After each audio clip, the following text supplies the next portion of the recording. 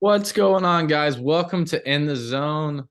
I'm your host, Garrison Roy, and this is where we go into the zone of being mentally in the zone, different training zones, and also different zones of skill acquisition. And we're going to have multiple different types of episodes, but today we have a really special guest, a full length interview, but we do have mental minutes, deep dive educational ones, and also rants for me just kind of going off on tangents.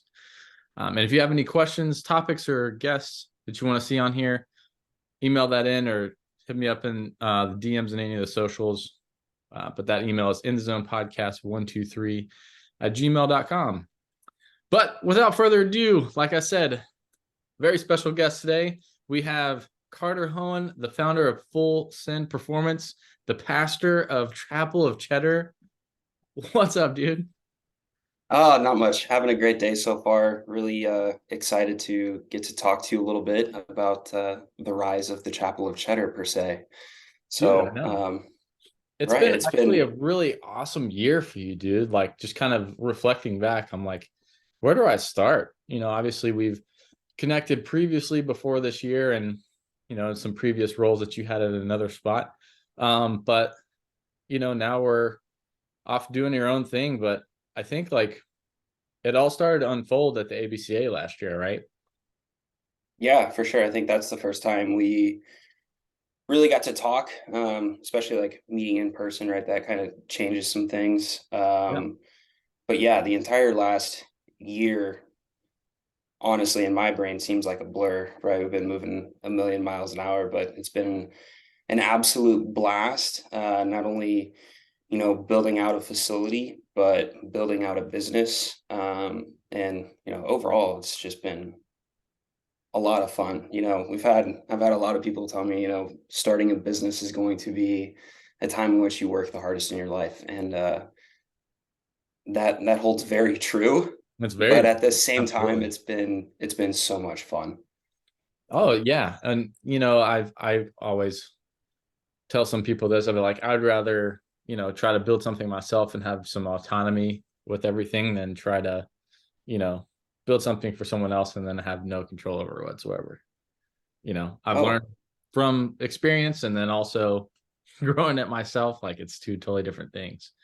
yeah. And you actually started in the mentorship program that I have too as well, which is pretty cool. And you got a lot of benefits from that and help really, I think, just kind of slingshot you into the starting point of where you're at now.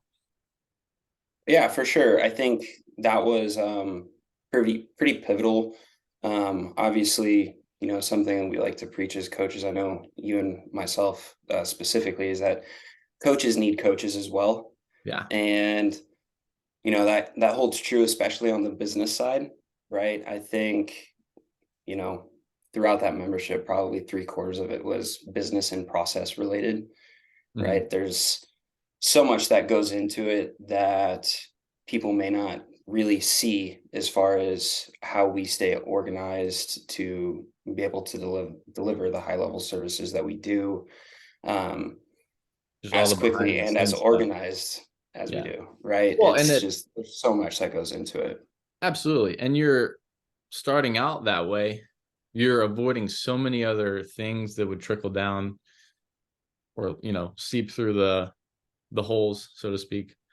Mhm. Anything, right? Like you're catching a lot of stuff and knocking out a lot of things, helping you be a lot more efficient, which in turn helps you do what you love to do the most, which is coach. So Yeah, absolutely. I think that's probably the biggest thing is, by the time I fully launched, the vast majority of my processes for operation were already in place, which means, as soon as it was go time, I could start onboarding athletes right away. And there was no hiccups. There was, as I'm onboarding an athlete, figuring out like, oh, I forgot to create this process. Like there was none of that. It was all streamlined, which makes it a lot easier. Not only can we onboard more athletes at a time, it's more efficient where we can get them straight to work. I was on an onboarding call with a kid literally last night, and by tomorrow he's going to be training, right? So which is great. being able to Yeah, right. Like they love that, right? The second they see the payment go through and they're spending their money, we want those pennies and dollars going to work right away. And I think that was probably one of the most pivotal things is just making sure that we have everything lined up, cross our T's, dot our I's, make sure that everything is going to be as streamlined as possible. And by no means was it perfect whenever you first set it all up, right? Like No, you had absolutely to not. adjust There and has been adapt as you went. modifications. Yeah, There for has sure. definitely been modifications. We learn something new about my processes every week, and there's minor modifications that go on here and there, but that's a whole lot quicker than having to Go start completely complete. over and have to build a whole new process, right? I mean, we both know just how big of a pain and how much of a time suck that can be. And when that starts to take away time from, either coaching or, getting better yourself and trying to get better for your athletes and your clients, it's just a recipe for disaster. So, big props for that. That has been probably one of the most pivotal things as we were getting started. And it was really fun too, especially for me because at the same time you were getting inked sports performance going along, so Yeah. we were having conversations about the differences in what we were doing, and that was really fun as well. Yeah, well, and it's not like you were, going to straight copycat mode. You had your own authentic way of how you wanted to do things. We just had certain things of like, overall skeleton, like, hey, are you checking these boxes and then making sure that all of these things are tackled and taken care of ahead of time. So Yeah, I think it was yeah. a great starting point really for, shameless plug for anyone that's interested. Feel free to hit us up. Um, Hit me up in the DMs, just say mentorship or something along those lines. Um, but also, I mentioned this in the intro, but the Chapel of Cheddar, man, I want you to really go into this story because I think this is really, really cool and unique and something that no other training facility out there has. So, and obviously a lot of sweat equity involved on your end too, especially earlier this year and into the summer. Yeah, go ahead and just tell us a little bit of the background with that, like how it started and what it's evolved to now. Yeah, so I think came to the conclusion that I want to go out on my own, probably fully come to that conclusion like late January, right? Mhm. And oddly enough, I got married the week of the Super Bowl in the Dominican Republic, and my father-in-law was sitting with me. He was like, "Hey, I know you guys are probably moving back to Pennsylvania." He's like, "I got this idea." And I was like, "Yeah, what's that? What's that?" I was like, I was planning on doing fully remote and everything, just trying to really dive into that. And he was like, "So there's this church in town, like 2 miles away from our house." I was like, "Yeah, what about it?" He's like, "I kind of bought it." And he was like, "You want to turn it into a training facility?" I was like, I don't know. So literally like within 12 hours of me landing back in the States from my wedding, I was getting on another flight to Pennsylvania to come check out this church. And when I got in there, I was like, oh my gosh, this thing is an absolute mess. But what I saw was the bare bones for something that could be really cool. So yeah, we ended up taking this church. It was built in like 1903, so it's super old. Um, and it's Back got all the whenever old. baseball started, man. That's like Oh, when absolutely, the right? first World Series, whenever the Phillies won, that's like when that thing was built. That kind of puts it in perspective a little bit. Yeah, right. So I get in there, it's got all the stained glass. But what I saw was like, I saw the top floor and I was like, man, it's 80 foot long. I can get a perfectly good sized cage fit in there. I can do a double barrel bullpen. I saw a Yeah. huge wall and I was like, I can have like a 50-foot long plyo wall. And then the ideas just started spinning. And, I told my father, I was like, all right, let's do this. And then so I moved out here to Pennsylvania the last week of March. Mhm. Um, we started on the absolute demolishing of this building.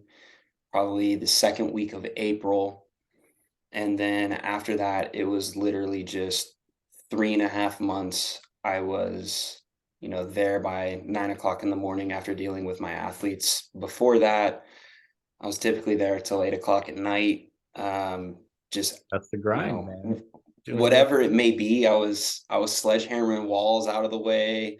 A lot of painting, a lot of just overall building. We completely redid the ceilings, completely redid all the electrical work, and everything like that. So it's really cool.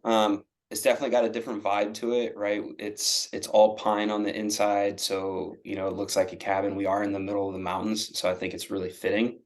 yeah. Um, we got a full-blown weight room downstairs. We're almost completely finished with the project. We're actually in the middle of finishing out some living quarters in the basement. Given we're in the middle of the mountains, I want to have a place to where it's affordable to stay for athletes that want to come out for the summer, whether they be college or whatnot. Oh, it's Have a huge. place to stay for. Regardless of, whatever facility, I think that's a huge expense that a lot of guys, when they're just going to train, right? Like they kind of take that expense out of it, or at least initially they're like, oh, hey, it costs this much to train, but they don't think of the food cost, or like, hey, are we staying in an extended hotel or an Airbnb, or like that stuff adds up pretty quick. Oh, absolutely. And I learned from it firsthand experience. 2017, I moved out to Tacoma to train at the OG Driveline facility.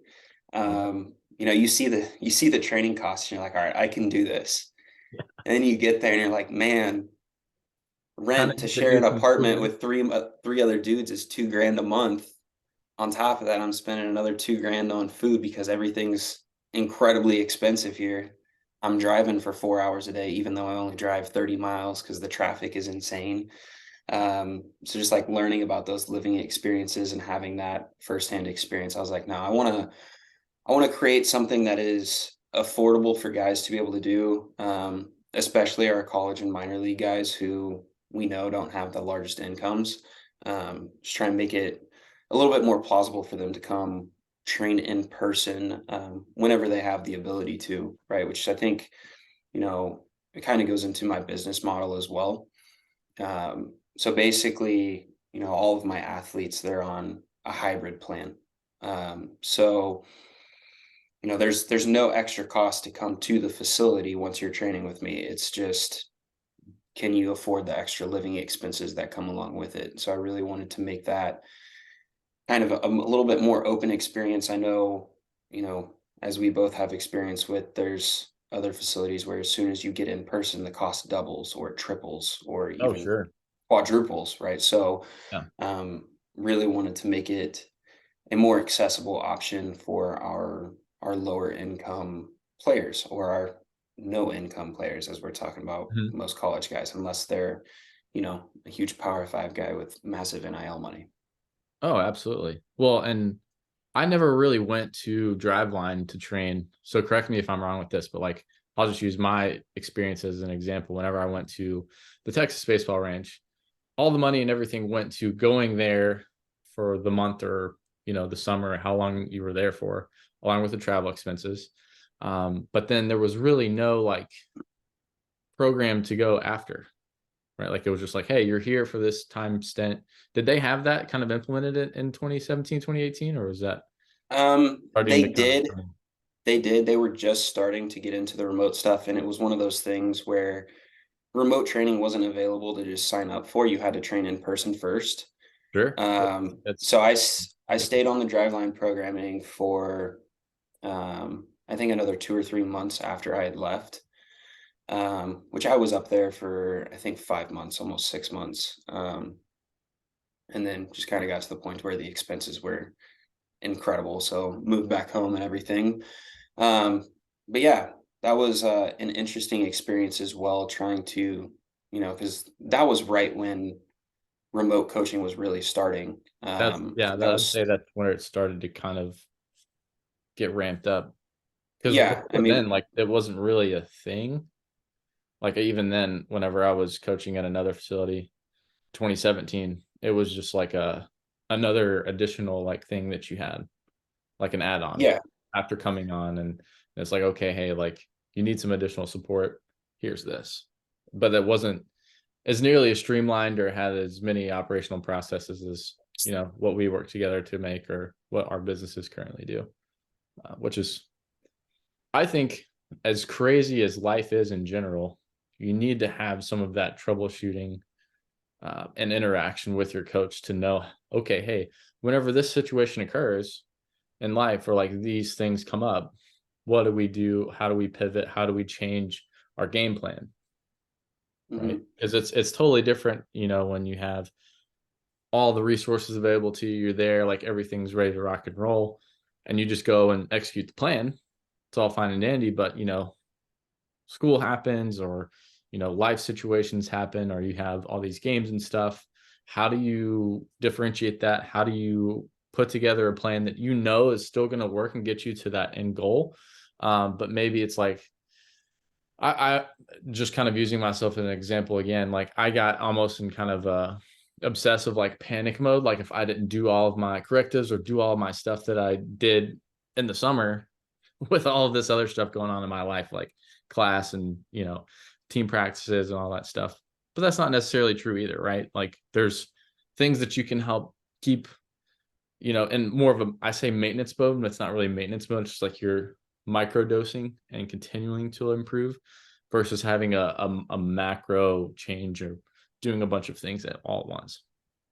Yeah, absolutely. I mean, when I think about it, um, my big training experience, obviously in person was driveline. So, I got there at 9 o'clock in the morning. I was leaving at 1 o'clock in the afternoon. I got everything done in those 4 hours. It was just grind time. And then after that, it was nothing. And then now I'm sitting here dealing with athletes who are in school and having to deal with travel and going to, working out in hotels. There's so many different variables now that we try and take into account. For instance, I have kids that are doing their spinal hygiene when they wake up. That way they just kind of get it out of the way, and then they might do a smaller, shorter session of hygiene before they get into their workout or something like that. Just trying to find different areas throughout their day, helping them manage their time a little bit more efficiently to where, in the morning I might get my correctives and my spinal hygiene done. Before my workout, I might do a little shorter dynamic warm up, some Mhm. hygiene, some DNS flows, and then kind of go into my warm up. But really just like trying to find a way to help the athletes get accommodated to their schedule, right? Because there's so many variables that we can't control, um, that we never used to take into account, back in 100%. 2017, 2018, when I was really getting into it. And I think that's just the evolution of what we're doing. We're trying to accommodate more to the athlete and their schedule and not be so black and white, right? Like Mhm. we both know, like high school athletes don't have time after school to go into the gym for 4 hours, get home, still make sure that they're getting all their macros, still getting their homework done. And then next thing you know, they're sleeping for 4 hours a night. And we're like, well, why aren't you making progress? Well, that's on us, right? Because we're putting so much on their plate that they can't even eat all of it. Yeah. Oh, it's an unrealistic expectations too. But, you know, for the athletes to have that troubleshooting alongside throughout, their normal daily life, I think that's super valuable. And not only that, but we're also teaching them, giving them life skills, beyond the sport of baseball. They're going to be like, oh, okay, I still need to, be physically active or still find time to, prioritize meals or prioritize, certain times for family or, whatever it is. That those skills are something that's kind of few and far between for really a lot of people, so like if you're getting them more acclimated to that, having more discipline and having that time management skill in place, I think that alone is something, worth going through the program in and of itself. It's like, yeah, you have aspirations to go play college baseball, professional baseball, and you should have those. If you don't, you probably should reconsider even training, period. um but the skills that you're picking up along the way are gonna have they're gonna be something you're gonna have for a lifetime. Yeah, I couldn't agree with that more. And I think that's one major shift that I've taken in the last like 6 months is, when I'm talking to an athlete, whether it be on their enrollment call or an in-person interview, something I try and get across to the parents is like, hey, this isn't just a training program. This is a mentorship. Mhm. Kind of taking that one from your book a little bit, but like this is more than baseball. This is about learning how to be more efficient as a human being, whether that be for your family, for your friends, life in general. But there's so much more that we can learn from going through this process than just how to be good at baseball. And I think that's becoming more and more important throughout the years as, obviously we're seeing the level of barrier of entry, right, for the next level getting higher and higher every year. Oh, yeah. We can't continue to tell these kids that, everything is going to be baseball and everything's going to work itself out. Like, we need to start building more life skills so that when baseball does end, we have those life skills to lean on to help us be, more efficient and successful in other areas in life. Mm. um, One statistic that really stood out to me, that I think I read it like 2 years ago, something like that, but like the average minor league or professional baseball career is like 1.9 years or something like that, 1.7 years. Wow. So even if you make it there, take one from the NFL, it's not going to be for long unless you're an elite human being. And, Oh, yeah, we need even to make getting to sure the that big those leagues. skills are there.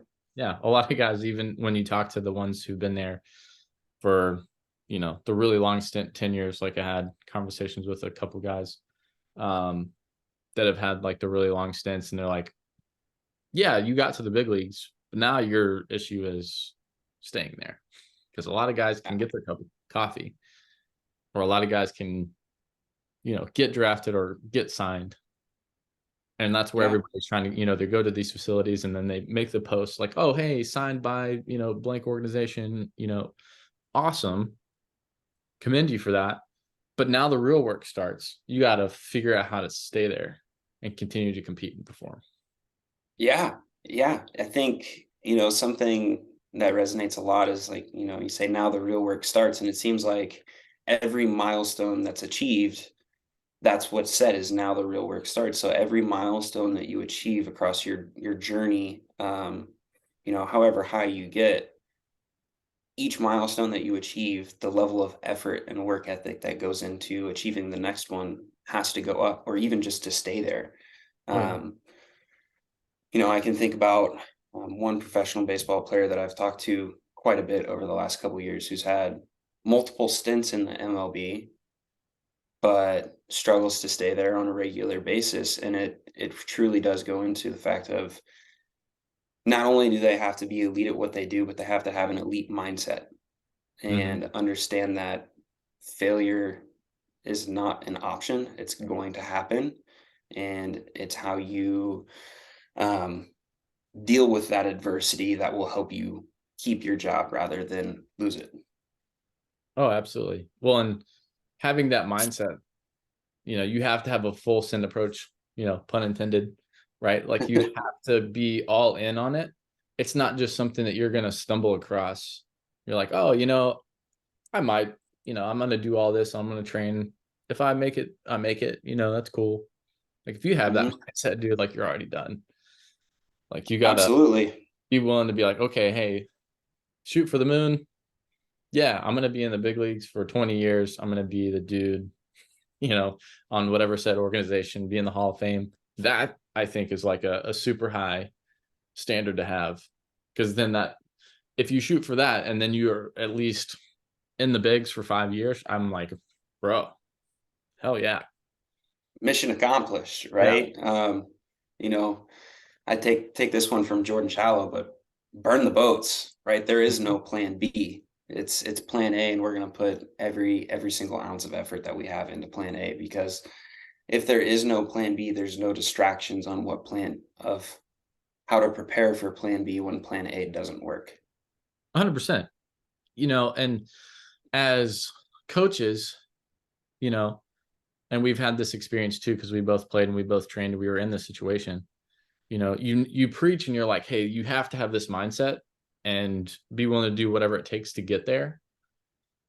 However, some guys get so caught up in that being their identity that they forget who they actually are as a human too. Mm-hmm.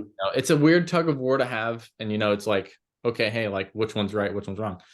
There isn't really a right or wrong. Like, yes, you need to have that mindset, but you also need to know how to function outside of baseball too. Right. And like the guys who, your big league guys that have all these foundations and stuff like that, like they understand like, hey, this baseball thing, there's a bigger picture than just me. Mm-hmm. The one that usually comes to my mind was Pujols' foundation. Like he helps out with kids with special needs and with kids with Down syndrome because he has a daughter that has Down syndrome, right? Like that was probably a start of him starting all of that. But he was like, okay, hey, it's more than just me showing up to the field and performing. And if you zoom out a little bit, like you still, again, you're not losing that mindset of doing everything you can to get and reach your goal. But if you're zooming out and you're like, okay, with me accomplishing this goal, what is the bigger picture of what I can help push forward or achieve and, and do, right? And I think in your aspect, and I won't speak for you too, but like obviously having Chapel of Cheddar, like there's kind of a what's the word I'm looking for? It's kind of more of a implied message of, hey, you also have to have some faith through this process, right? Oh, yep, yep. And I think that kind of goes into, to piggyback just a little bit, you have to be able to separate church and state, right? So Mm. this is my occupation, not my life. Um, and within the Chapel of Cheddar, like, yeah, we talk about more than just baseball. We talk about life. Yeah, you Last have night to. after training hours had ended, I ended up staying for another 30 minutes talking to a kid that's, dealing with a multitude of different life factors, right? Kind of had an emotional heart to heart. And, I think that really speaks to the fact that these kids are people first, Mm-hmm. right? We can have all of the goals and aspirations for our occupation that we want, but if we're not taking care of our life, that can detour or completely change what we do with our occupation side of things. So really starting to take care of, you know, the other things that go along with being a human being, can mean a lot. And especially, our job as coaches and these kids trusting us with, you know, their entire development process, right? Is we need to be empathetic and we need to be people that they can speak freely with and truly have a relationship with, not only for, business reasons, but just being good humans, right? And I know that's a conversation that we've had more than once, but being a good human and, helping these kids become better humans throughout the process is kind of goal number one, Mm-hmm. right? If we're not helping them with those aspects of life, then are we really a coach, right? Because if we're a coach, we should be mentoring them on all things, especially the things outside of baseball. Oh, absolutely. And that kind of does, segue into a little bit more of another topic that I was gonna touch on, which is like, having a holistic approach. And we talked about this a lot whenever we first started, versus, you know, the approach of there being different departments or different silos of like, oh, hey, you have a mental person, you have a nutrition guy, you have, you know, a performance or a skills guy, then you have a strength and conditioning guy. But if you're wearing multiple hats in that situation for a player, you have to take a look at the whole picture and not just look at things in isolation. Like you said, you have to see like, okay, hey man, like what's going on in your life? And if I personally had someone like that whenever I was first starting out in college, like Like, yeah, you know what? My girlfriend broke up with me. My parents are getting divorced, and I just got redshirted, and it feels like shit. Like, you have all three The of those reality things of hit you life. at once. You're like, damn, and your Yeah, performance goes down because of yeah, that. absolutely. I mean, obviously we can think of that in more of a chemistry role of Sure. understanding what's happening Oh inside of the yeah, body, but the absolutely. kid doesn't want to hear that. The kid wants to hear you be empathetic with them and have a conversation that, um, everything in life is going to find its way to work itself out. Mhm. And it's sometimes that's just something that they need to hear. And you know what? Sometimes it's okay to just say like, "Hey, we don't need to train today," right? Obviously, there's a lot going on. Do you just want to sit in the office and have a conversation for a little while? Mhm. And I think that that plays a big factor into it as well. Where it goes a little bit different. If you're just going to your strength gym to work with your strength coach, he might not ask about how your day went or how your life's going. He might just ask about how's your body feel? Does your knee still hurt like it did yesterday? Whatever it may be. Still Sometimes those isolated conversations though get is missed. yeah, that's still isolated though, as much as holistic as it might be talking about just the human body, like you're still separating that from being the human, from having a soul, having a spirit to connect all of this. Yeah, yeah, and I think that's gonna start to become more and more important throughout the next couple of years, right? Obviously, we're now in an understanding after the last decade or so that we can train the body to do a whole lot of things that we didn't know that we could before. Mhm. At some point, we have to start to train the human being to deal with adversity and all of those other things as well. And when we can start to combine those two things, I think we're going to start to get a lot more successful human beings, Mhm. right? And I think, you know, the world needs more of those. No doubt. Absolutely. That's definitely another topic at hand. Maybe we go down it, I don't know, but it's something where, when we go back to that, having some life skills implemented, and you know we can point fingers and say certain things are bad, of like, school systems bad, or like, other things through society are bad, that kids just, don't have the best environments to learn and explore and figure things out for themselves, because they're being told what to do a lot, right? It's like, hey, like in school, this is the only answer. You're doing this, and this is how you get X amount of score on your test or your ACT or whatever standardized test they have to do, right? So there's a lot of like, hey, this is the only way kind of things. But, I think if us as coaches, we have that same approach to, hey, this is the only way on how you train, and you don't let them explore or kind of, you know, be creative and figure some things out, or at least give them some time to have some of that, exploration, or even, for guys that'll be coming to you in person, like make some things a little bit more gamified, make it to be where they can actually just kind of go and compete and figure things out on their own. And you're still placing constraints within the environment, but you're nudging them the right direction versus giving them the right answers all the time. Yeah, I think that's kind of spot on, right? I like to think about it like a bowling lane.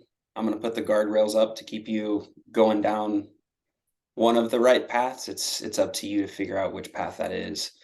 Um, and I think that that's really awesome, right? Something that I've been doing a lot recently is when I have a guy trying to figure out a movement pattern that, he's feeling like he's struggling with is, on their throwing for that day, I'll literally just put one word and just like an experiment, right? So we started to have those guidelines of just, hey, here's what I want you to attempt to accomplish, right? So we're kind of putting up the guardrails, and then what I have them do is I'll like just film the whole thing, right?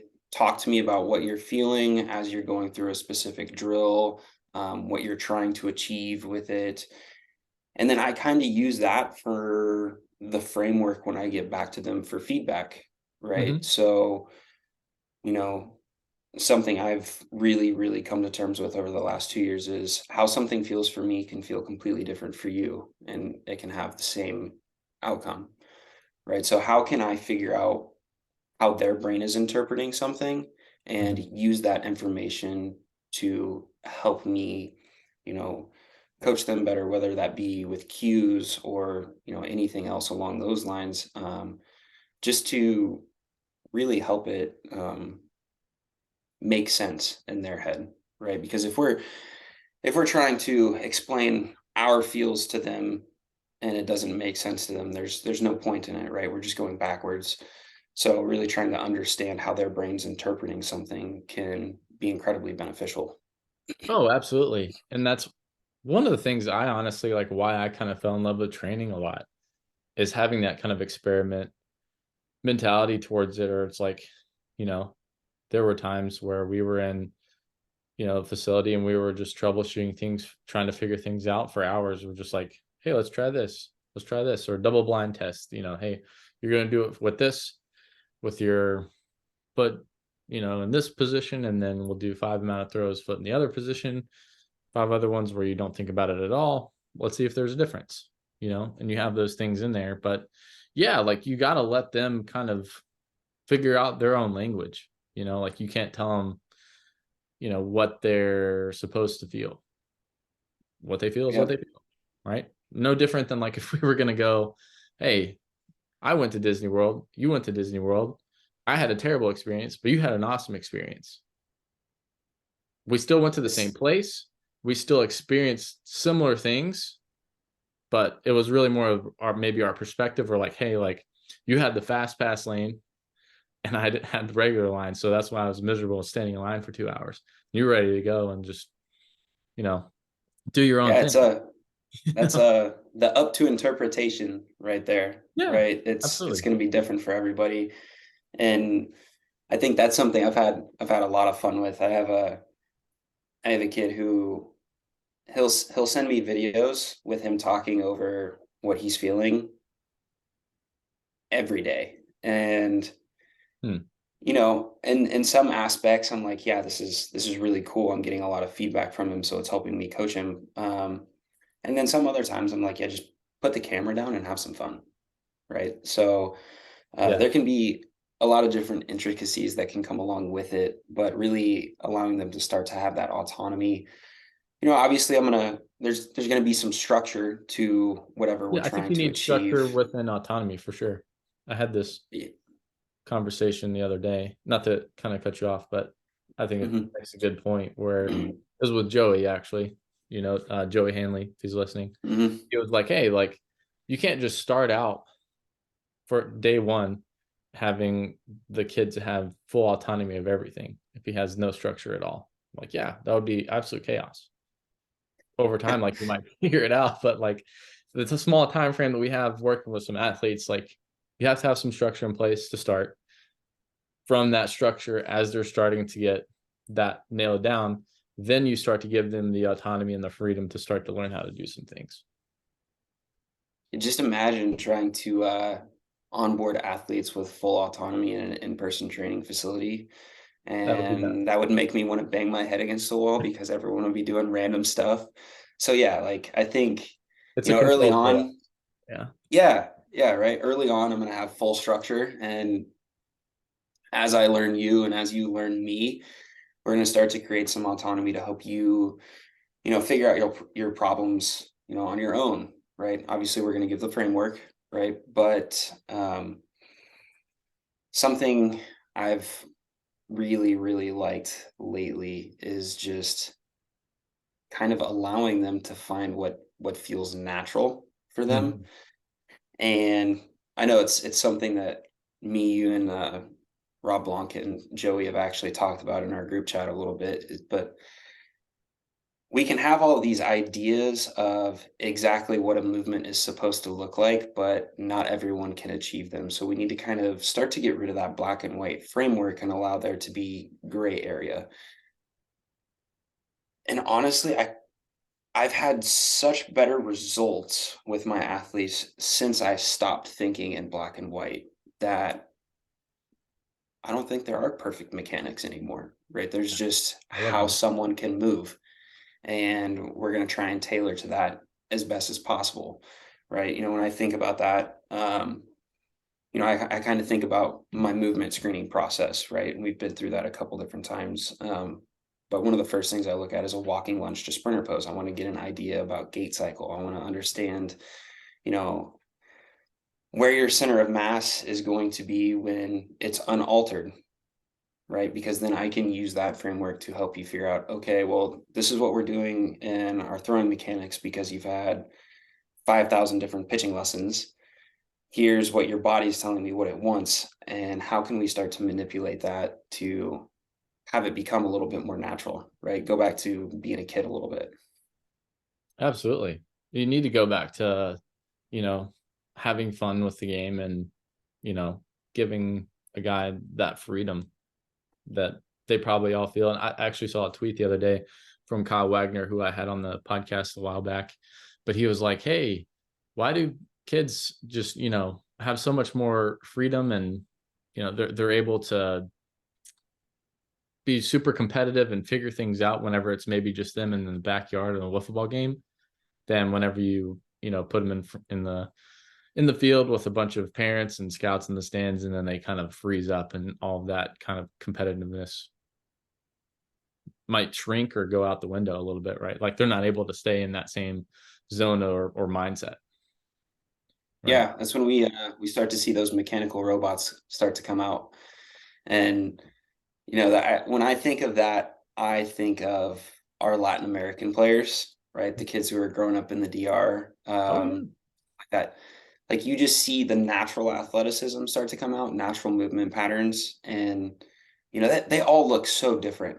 But you know, we think about Dr. Ish, right? It seems like they're able to have good energy flow regardless of what their movement patterns look like. Yeah. Um, so I think that's going to start to become more important as well, right? How can you learn how to stay relaxed in a structured setting? Yeah, absolutely. Well, and that's just part of being in that particular mindset or in the zone. Like you got to be able to have those anchors to go to help you stay calm, cool, collected when shit hits the fan, whether it's in game, in life, whatever it is. You got to be able to still execute your plan and do what you got to do. Yeah, I mean, that makes me think of the one time we've talked about a kid that I was working with as far as like our mental resets. Stare at the Yeah, foul pole for a second, give yourself your 2 or 3 sentences, and learn to relax and just go back to having fun and being a kid. Look at the objective at hand. For most guys that we're working with, that means, can I strike that dude out? And from there, have some fun with it. yeah, that's it. I love it, man. Um, well, yeah, that kind of wraps up some of the stuff that I was going to talk about with you. But what else you got on your mind? Or, um, obviously we'll plug your socials and stuff here in a little bit. But what else have you been kind of diving into? And what's been, Oh, yeah, keening your interest a little bit? Curious. so little humble shout out. I've been going back over my prescript level 2 stuff. So starting to pay attention a little bit more to rib cage posture, rib cage positioning, breathing mechanics, and how that can affect our shoulder mechanics in general. I've had some guys recently with some ulnar nerve issues. Been there, done that, had the ulnar nerve transposition. I know what it's like, but trying to figure out some ways that we can help them work through that without the surgical intervention. So, throughout that research, how can we increase internal rotation, but at the same time, I don't want them to start to round out the shoulders and everything. So how can I keep shoulders stable and in the same position, but increase internal rotation? So we've started to get into some anterior expansion breathing, trying to manipulate that rib cage a little bit more. So that's been something really fun that I've been dealing with and experimenting with really over like the last 6 weeks or so. So I'm really excited keep working on that, but I'll let you know the final results in a couple months. Cool. It's I love something it. that Yeah. I think is going to take a while. Test it out. I think it's a lot of almost more of a pandemic for younger kids. Like they are losing the sense of how to breathe because they're in a desk all day. They have the rounded shoulders, so they don't know how to have a really good breathing pattern for certain things, which is why anxiety and stress are at all-time highs because they don't have that coping mechanism. So it's part of it is, hey, like, yeah, this is the mechanics of how you're breathing, but also like the mindset that kind of comes with it, also the posture, Mhm. chemically changes things, later on down the road. So I'm curious to hear your thoughts on that. And you know, hear some more about it once you get some more concluding. Yeah, maybe we'll revisit this one in a couple months. But Yeah. yeah, that's something I've also thought of, like video games, cell phones, laptops at a desk all day. As one of the, as I've started to go through this, it's probably been like a year and a half, but I completely quit teaching belly breathing, right? Just started to see like, they're breathing into their bellies 24/7 throughout the Yeah. day. Can we just teach core bracing and teach them how to breathe into their lungs and their chest, right? There's no reason to start to expand that diaphragm down for any Mhm. reason, right? We want to be able to keep that concave shape to our rib cage, and it's just something that I'm starting to see a lot more. Not only is it starting to create, what I would say is starting to become an epidemic of kyphosis, Mm. but the next thing that we know, you know, as I'm going through movement screenings of high school kids, the first thing that we're seeing is a rounded back, shoulders are rounded forward. I'm like, okay, sweet. So for the next 6 months, this is going to be our focus for the upper half before we can even really get into really starting to change performance, right? Obviously, we know that changing the posture and changing our overall function is going to increase performance, but it might take a while before we can get to a position to where we can really start to load that, right? Yeah, no, absolutely. And it's like you said, it's definitely something that's based out of habits of what they're doing throughout their daily lifestyle. And you can't really fix it's not a one all fix for everyone, but if you're able to put them in certain positions and move them because they're all rounded, right? So a lot of it's just putting them in general positions to learn how to extend and put their arms over their head at some point. Yeah, Even yeah, just right. that simplicity alone can do a lot for them. Yeah. But Back to the basics. Can we get some T spine extension? Can we get overhead? And next thing you know, we haven't even really increased strength. We've just changed posture, and all of a sudden, velo's up 5 or 6 ticks. So, there you go. that part has been really fun. So I'm excited to continue to dive into that a little bit more. No doubt. No doubt. Well, Here's cool, the real Carter. question: what have Yeah. you been diving into?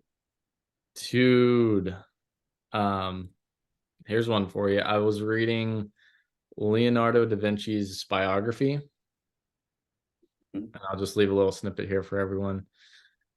Don't feel like you need to read it. It's super thick. So, unless you just really love art and stuff, but just getting into a little bit more creativity.